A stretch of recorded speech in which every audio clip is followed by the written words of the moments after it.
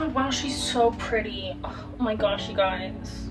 I don't know how this looks, but today I was like, I like doing makeup videos, or at least I have done that, but I also want to talk about books. And so, beauty in the books. In the books. Beauty in books. Something we're workshopping. You might be like, Kylie, it's been a while, see? Can you read? Yes, because my name's Kylie, and yes, I can read. Today, I will be discussing the ever sought after from my library's ebook depths. It's the second ACOTAR book, A Court of Mist and Fury, I think. Okay, maybe it's just one court. Okay, so in reading the first ACOTAR book, I thought it was fine. I mean, I understand why it's popular because I think it has a large reach as a girl who comes from liking fantasy, not from liking romance. I think there's enough lore to kind of keep you around if you're less into the romantic stuff. And the romantic stuff, obviously is a main part of the book. It's, what are they calling it? Romanticize. I've never been one to read super smutty, but out the gate,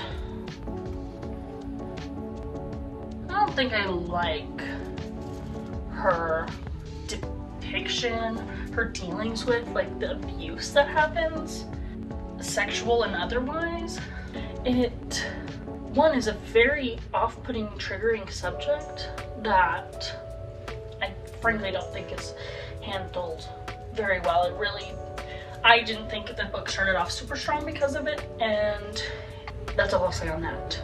As someone who is late to the trend, but is someone with good taste, I knew he was daddy before reading the book.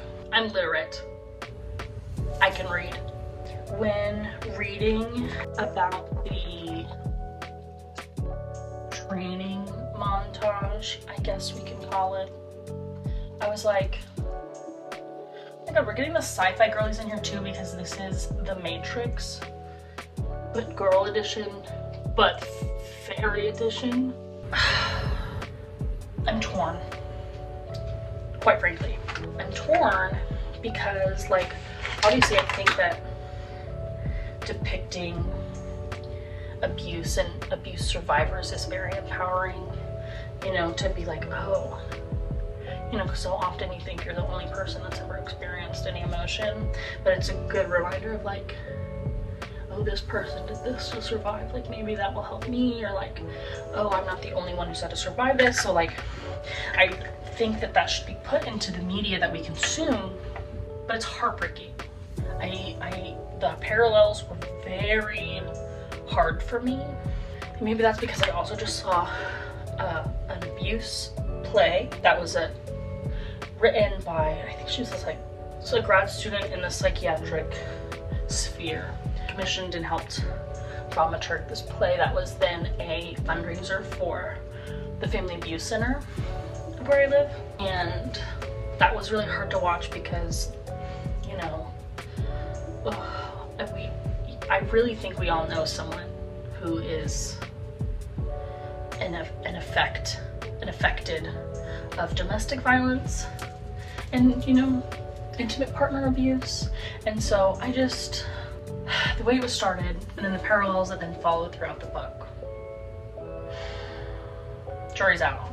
I don't know how I feel about them, because I inherently don't like them, but then does that mean that I think that they should be rewritten or what? I don't know. Okay, I don't really know what this note means, but I'll read it out loud.